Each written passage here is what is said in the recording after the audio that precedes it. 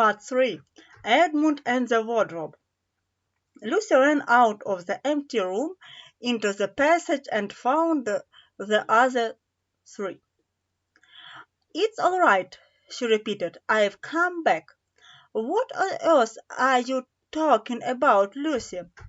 asked Susan. "Why," said Lucy in amazement, "haven't you all been wondering where I was?" "So you've been hiding, have you?" said Peter. "Poor old Lou, hiding and nobody noticed it. You'll have to hide longer than that if you want people to start looking for you." "But I've been away for hours and hours," said Lucy. The others all stared at one another. "Betty," said Edmund, tapping his head. "Quiet, Betty." "What do you mean, Lou?" asked Peter. "What I said," answered Lucy.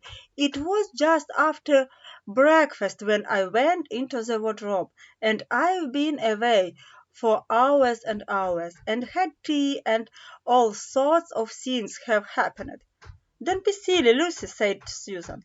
"We've only just come out of that room a moment ago, and you were there then." "She's not being silly at all," said Peter. "She's just making up a story for fun. Aren't you, Lou?" "And why shouldn't she?" "No, Peter, I am not," she said. It's a magic wardrobe. There's a wood inside it, and it's snowing, and there's a faun and a witch, and it's called Narnia. Come and see." The others did not know what to think, but Lucy was so excited that they all went back with her into the room. She rushed ahead of them, flung open the door of the wardrobe, and cried, "Now go in and see for yourself."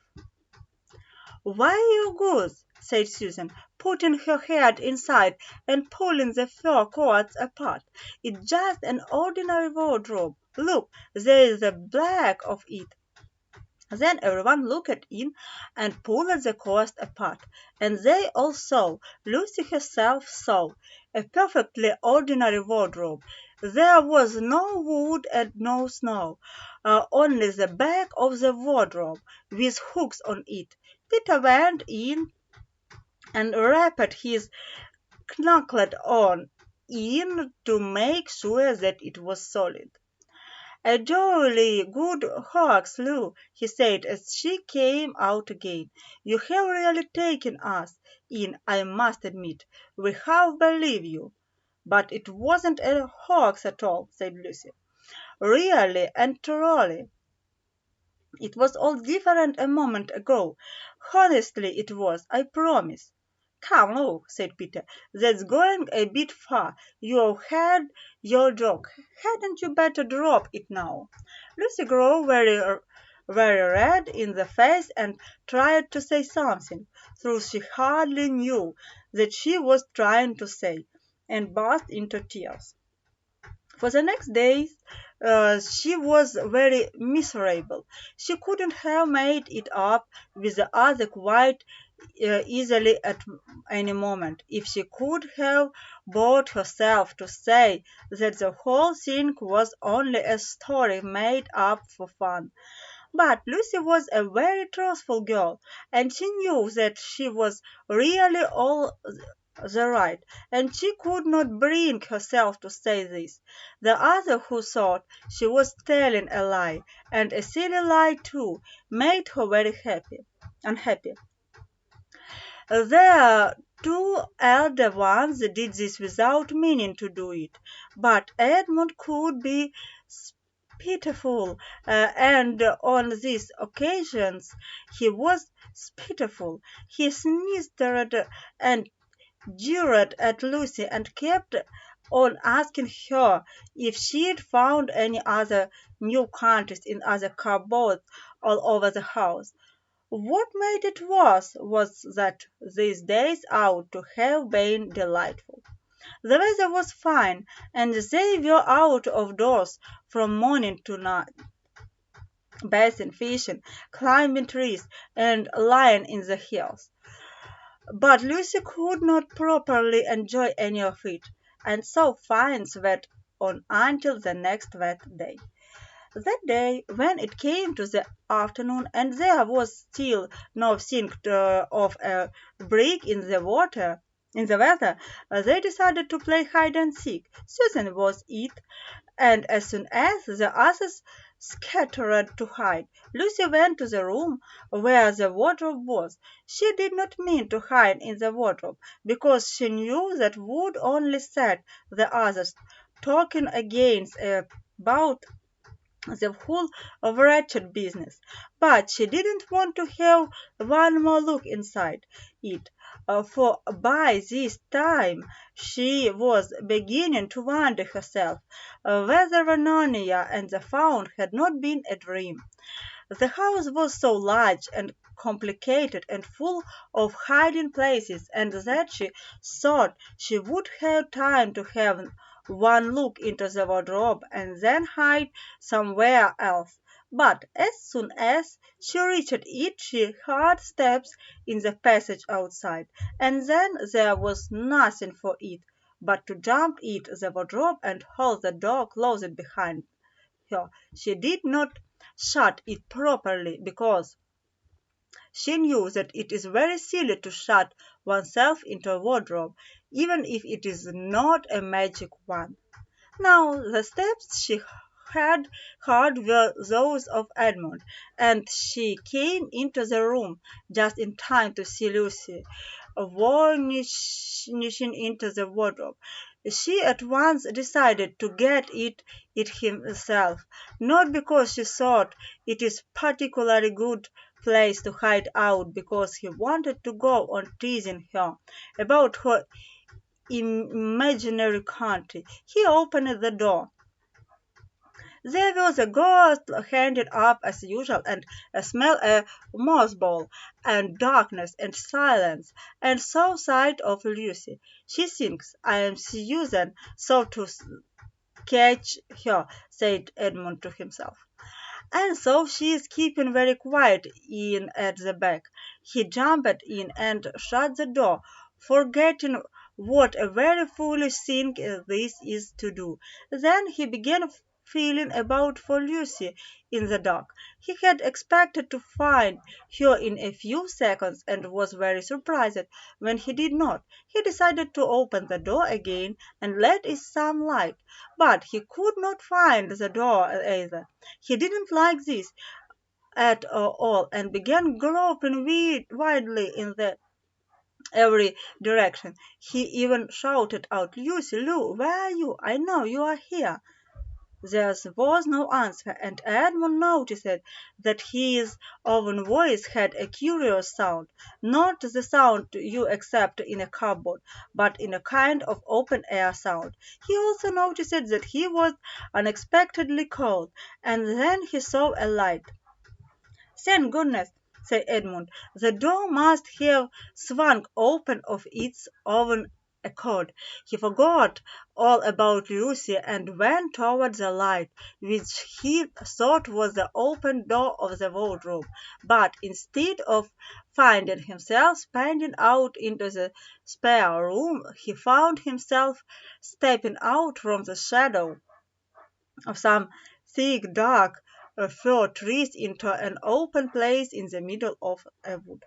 There was crisp, dry snow under his feet and more snow lying on the branches of the trees. Overhead there was a pale blue sky, the sort of sky one sees on fine winter day in the morning. Straight ahead of he saw between the tree trunks the sun, just rising very red and clear. Everything was perfectly still, as if he were the only living creature in that country. There was not even a robin or a squirrel among the trees, and the wood stretched as far as he could see in every direction. He shivered. He now remembered that he had been looking for Lucy, and also how pleasant he had been to her about her imaginary country, which now turned out not to have been imaginary at all. He thought that she must be somewhere quite close, and so he shouted, "Lucy, Lucy, I'm here too, Edmund." There was no answer. "She is angry about all the things I've been saying lately," thought Edmund, and thought he did not like to admit that he had been wrong. He also did not much like being alone in this strange, cold, quiet place, so he shouted again. "I saw you, Lou. I'm sorry I didn't believe you. I see you were right all along. Do you come out? Make it, Pax." Still there was no answer. "Just like a girl," said Edmund to himself, "sulking somewhere and won't accept an apology." He looked around him again and decided he did not much like this place, and had almost made up his mind to go home when he heard, very far off in the wood, a sound of bells. He listened, and the sound came nearer and nearer, and at last there swept into sight a sledge drawn by two reindeer. The reindeer were about the size of Shetland ponies, and their hair was so white that even the snow hardly looked white compared with them. Their branching horns were digled and shone like something of fine when the sunrise caught them. Their harness was of scarlet leather and covered with helps. On the sledge driving the reindeer sat a fat dwarf who would have been about 3 feet high if he had been standing. He was dressed in polar bear fur, and on his head he wore a red hood with a long gold tail hanging down from its points. His hood and covered his knees and served him instead of a rug. That behind him, on a much higher seat in the middle of the sledge, sat a very different person, a great lady, taller than any woman that Edmund had ever seen. She also was covered in white fur up to her sort, and held a long straight golden wand in her right hand, and wore a golden crown on her head. Her face was white, not merely pale, but white like snow of paper or icing sugar, except for her very red mouth. It was a beautiful face in other respects, but proud and cold and stern. The sledge was a fine sight as it came sweeping toward Edmund, with the bells jingling and the draft cracking his whip, and the snow flying up on each side of it. "Stop!" said the Lucy, and the draft pulled the reindeer up so sharp that they almost sat down. Then they recovered themselves and stood champing their bits and blowing. In the frosty air, the breeze coming out of their nostrils looked like smoke. "And what, pray, are you?" said the lady, looking hard at Edmund. I'm my name Edmund," said Edmund rather awkwardly. He did not like the way she looked at him. The lady frowned. "Is that how you address a queen?" she asked, looking sterner than ever. "I beg your pardon, your majesty. I didn't know," said Edmund. "Not no, the Queen of Narnia!" cried she. "Ha! You shall know us better hereafter. But I repeat, what are you?" "Please, your majesty," said Edmund, "I don't know what you mean. I am at school. At least I was. It's the holidays now." Part 4. Turkish Delights. "But what are you?" said the Queen again. "Are you a great overgrown dwarf that has cut off its bird?" "No, your Majesty," said Edmund, "I never had a bird. I am a boy." "A boy?" said she. "Do you mean you are a son of Adam?" Edmund stood still, saying nothing. He was too confused by this time to understand that the question means. "I see you are an idiot, whatever else you may be," said the Queen. "Answer me once and for all, or I shall lose my patience. Are you human?" "Yes, your Majesty," said Edmund. "And how, pray, did you come to enter my dominions?" "Please, your Majesty, I came in through a wardrobe." "A wardrobe? What do you mean?" I opened the door and just found myself here, your Majesty," said Edmund. "Ha!" said the Queen, speaking more to herself than to him. A door from the word of man? I have heard of such things. This may wreck all, but he is only one, and he is easily dealt with." As she spoke these words, she rose from her seat and looked Edmund full in the face, her eyes flaming, and the same moment she raised her wand. Edmund felt sure that she was going to do something dreadful, but he seemed unable to move. Then, just as he gave himself up for lost, she appeared to change her mind. "My poor child," she said in quite a different voice, "how could you look? Come and sit with me here on the sledge, and I will put my mantle round you, and we will talk."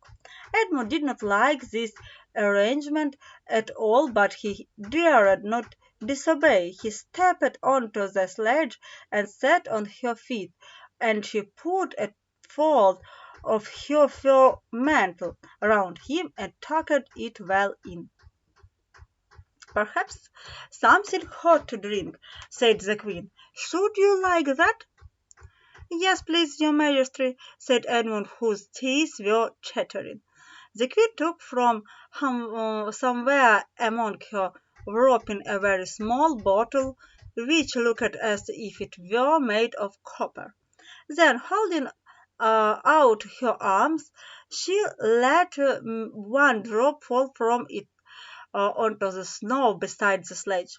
Edmund saw the drop for a second in a mid-air, shining like a diamond, but the moment it touched the house there was a hissing sound, and there stood a jeweled cup full of something that steamed. The draught immediately took this and handed in the Edmund with a bowl and smile. Not a very nice smile. Edmund felt much better as he began to sip the hot drink. It was something he had never tasted before. Very sweet and foamy and creamy, and it warmed him right down to his toes. "It is dull, son of Adam, to drink without eating," said the Queen presently. "What would you like best to eat?" "Turkish delights, please, your Majesty," said Edmund. The Queen let another drop fall from her bottle onto the snow, and instantly there appeared a round box tied with green silk ribbon, which, when opened, turned out of the contained several pounds of the best Turkish delight. Each piece was sweet and light to the very center, and Edmund had never tasted anything more delicious. He was quite warm now, and very comfortable. While he was eating, the Queen kept asking him questions. At first, Edmund tried to remember that it is rude to speak with one's mouth full, but soon he forgot about this and thought only of trying to shovel down as much Turkish delights as he could, and the more he ate, the more he wanted to eat, and he never asked himself why the Queen should be so inquisitive.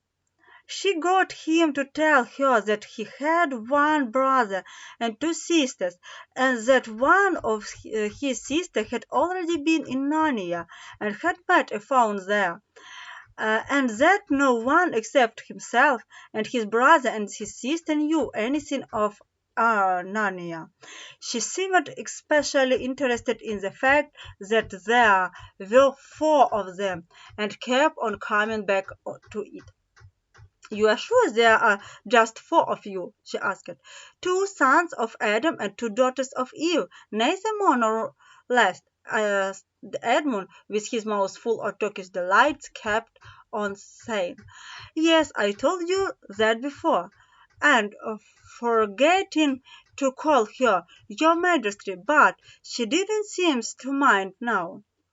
At last the Turkish delights was all finished, and Edmund was looking very hard at the empty box and wishing that he would ask him whether he could like some more. Probably the Queen knew quite well what he was thinking, for she knew, thought Edmund did not, that this was enchanted Turkish delight, and that anyone who had once tasted it would want more and more of it, and would, even if they were allowed, go on eating it till they killed themselves. But she did not offer him any more. Instead, she said to him, "Son of Adam, I should so much like to see your brother and your two sisters. Will you bring them to see me?" "I am trying," said Edmund, still looking at the empty box. "Because if you didn't come again, bringing them with you, of course, I'd be able to give you some more Turkish delights. I can do it now. The magic will only work once. In my own house it would be another matter." "Why can't we go to your house now?" said Edmund. When he had first got onto the sledge, he had been afraid that she might drive away with him to some unknown place from which he would not be able to get back. But he had forgotten about that fear now. "It is a lovely place, my house," said the Queen. "I am sure you would like it. There are whole rooms full of Turkish delights, and what's more, I have no children of my own. I want a nice boy whom I could bring up as a prince, and two would be kinds of King of Narnia when I am gone. While he was prince, he would wear a gold crown, and eat Turkish delights all day long, and you are much the cleverest and handsomest young man I have never met. I think I would like to make you the prince some day, when you bring the other to visit me." "Why not now?" said Edmund. His face had become very red, and his mouth and fingers were sticky. He didn't look either clever or handsome, whatever the Queen might say. "Oh, but if I took you there now," said she, "I shouldn't see your brother and your sister. I very much want to know your turning relations.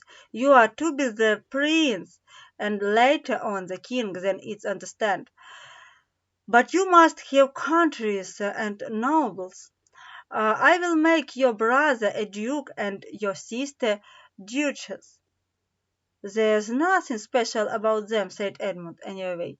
"I could always bring them some other time."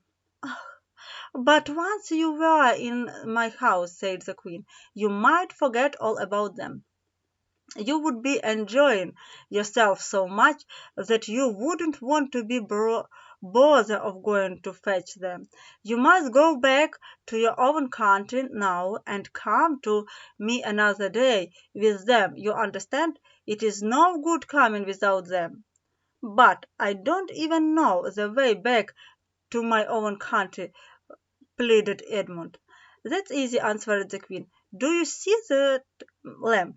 She pointed with her wand, and Edmund turned and saw the same lamp post under which Lucy and met the faun. Straight on Beyond that is the way to the world of man. And now look the other way. She pointed in the opposite direction. And tell me if you can see two little hills rising above the trees. I think I can, said Edmund. Well, my house is between those two hills. So next time you come, you have only to find the lamppost and look for those two hills and walk through the wood till you reach my house. But remember, you must bring the other with you.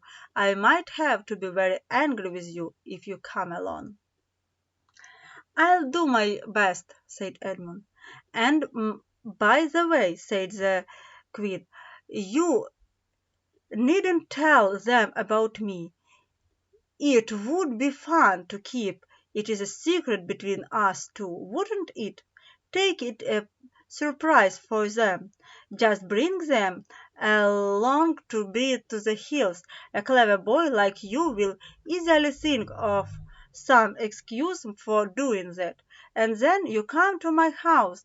You could just say, "Let's see who lives here," or something like that. I am sure that would be best.